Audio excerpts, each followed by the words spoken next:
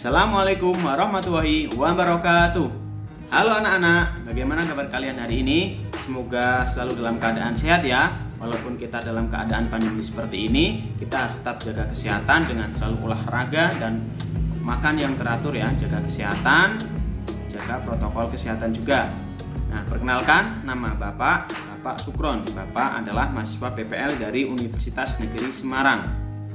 Dan Bapak hari ini akan membawakan kelas 5 tema 4 subtema 3 pembelajaran 3. Ya, sebelum kita memulai pembelajaran hari ini, alangkah lebih baiknya kita berdoa terlebih dahulu ya anak-anak ya. Berdoa, mulai, selesai. Ya, terima kasih anak-anak. Nah, anak-anak pasti mempunyai cita-cita yang sangat tinggi. Nah, itu cita-cita itu bagus. Jadi, kita pertahankan ya anak-anak. Kita coba raih bersama-sama sehingga nanti anak menjadi anak yang hebat. Pembelajaran 3, lebih baik kita menyanyikan lagu Indonesia Raya terlebih dahulu sehingga rasa nasionalisme kita bisa tumbuh menjadi lebih besar lagi. Ya, berdiri anak-anak ya. Sikap siap, siap gerak. 1, 2, 3.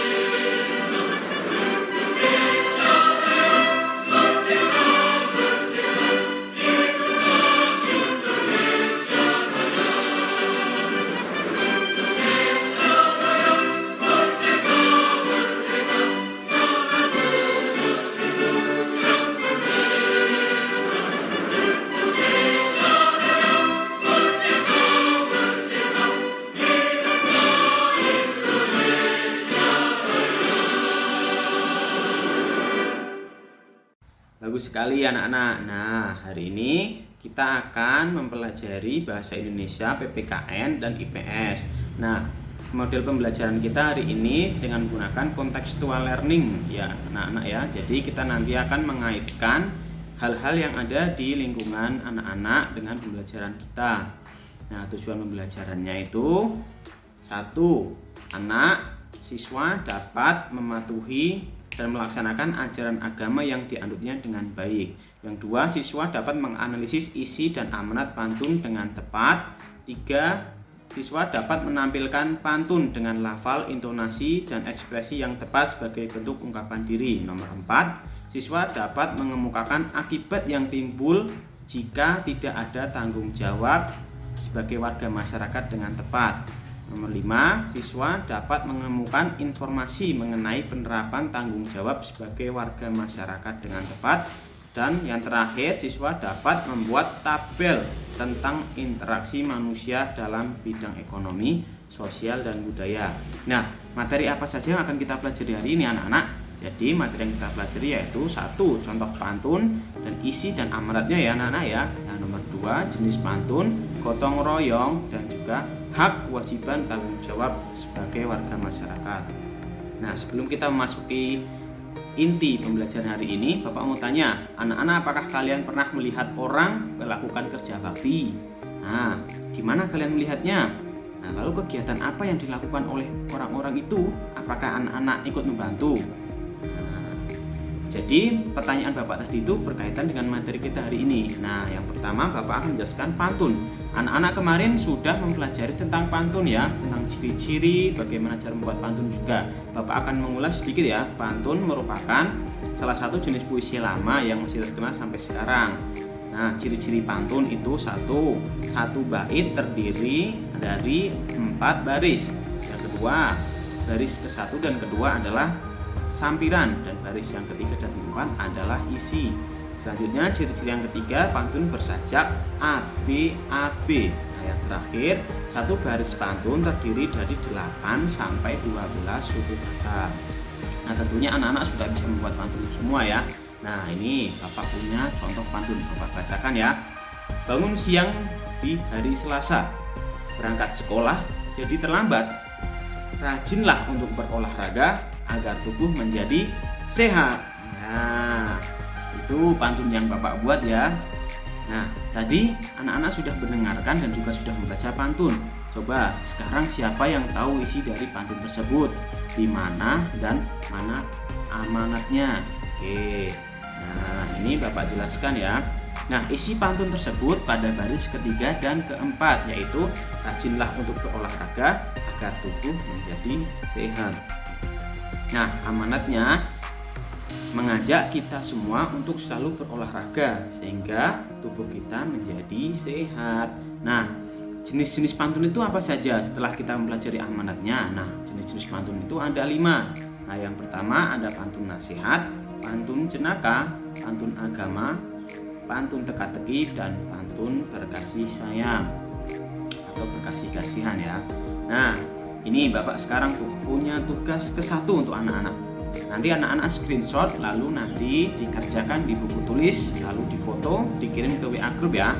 Anak-anak sekarang Pak Guru punya tugas, yaitu membuat pantun dan amanatnya, lalu membacakan pantun dengan lafal, intonasi, dan ekspresi yang sesuai. Nanti divideokan ya anak-anak ya.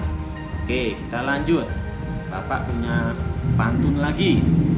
Siang-siang makan buah dondong, rasa takut melihat ular.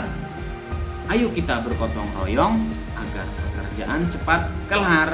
Nah, ini pantunnya berkaitan dengan materi kita yang selanjutnya anak-anak, yaitu materi gotong royong. Nah, silahkan anak-anak menonton videonya ya. Bapak mulai. Masyarakat Indonesia sudah mengenal kata gotong royong dan berhasil mempraktekannya dalam kehidupan sehari-hari. Namun, di zaman yang serba modern ini, nilai dan penerapan dari gotong royong mulai menurun. Padahal, manfaat gotong royong sangatlah banyak, membuat setiap pekerjaan menjadi lebih ringan, mempercepat penyelesaian pekerjaan, mempererat rasa persatuan dan kesatuan, menghemat pengeluaran, dan juga menambah rasa sosial di masyarakat.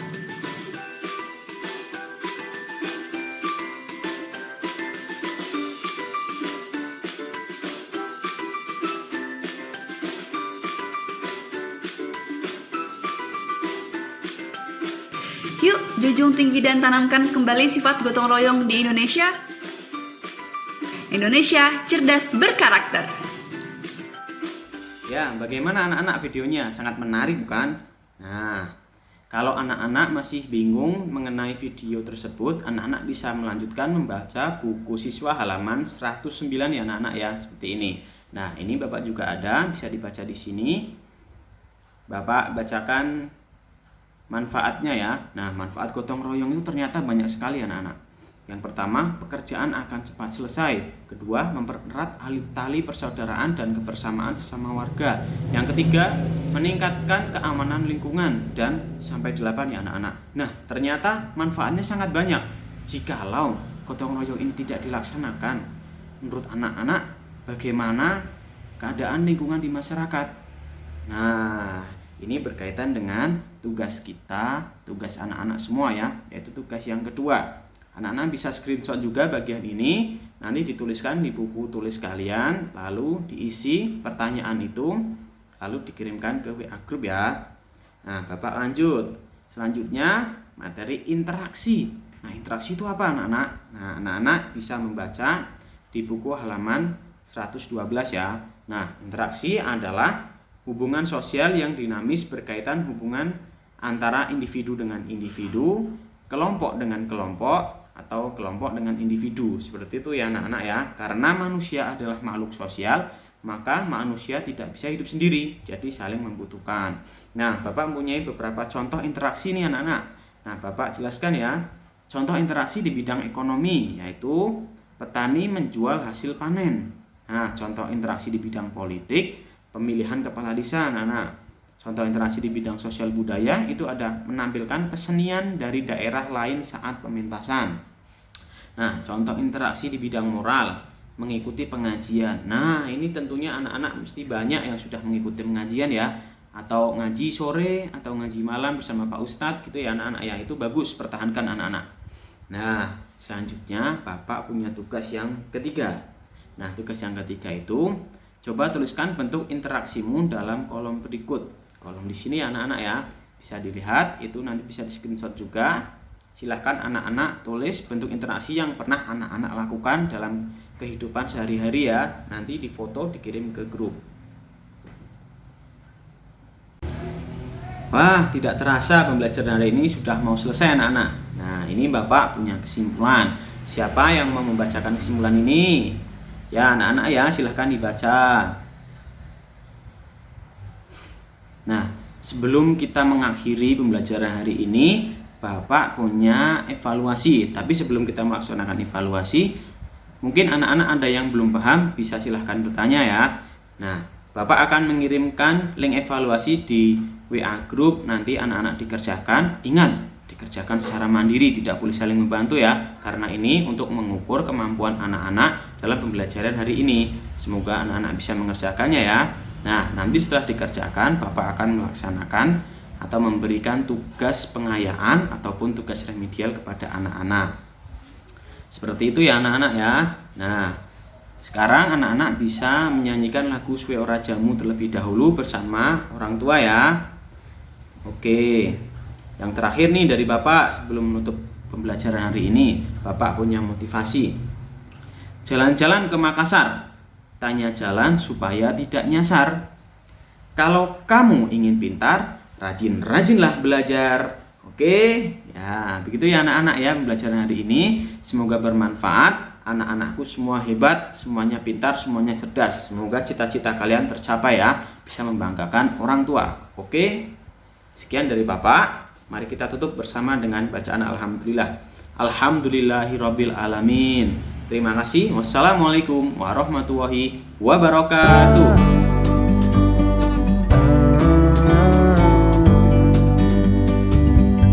Sometimes you need to go and take a step back.